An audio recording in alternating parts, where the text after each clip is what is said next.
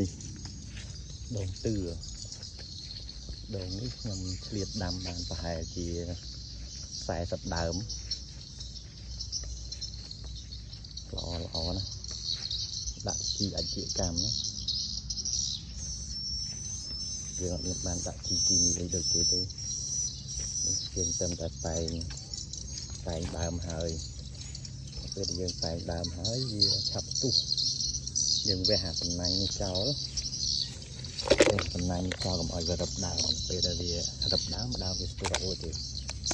យើងតែងវាហើយយើងទាញធាងវាហែក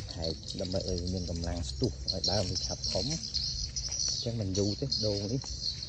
ហើយវាអាច2ឆ្នាំអីទៀតអាចបានផលហើយនេះយើងដាំតាម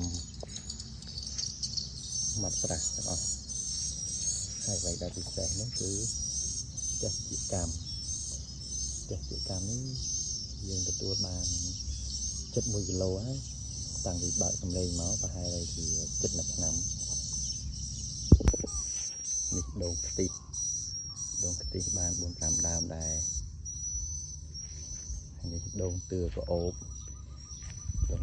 នេះបាន2ដើមពូជយកមកពីខាងកំពង់ចាម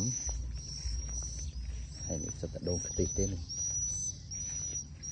យើងអត់បានដាក់ជីគីមីអីទេដាក់ដំណាំនៅដីខ្ញុំនេះគឺខ្ញុំដាក់តែជីអតិថិកម្មមើលទៅដូចជាល្អដែរហើយខែប្រាំងក៏មិនសូវមានពេលបានមកស្រោចទឹក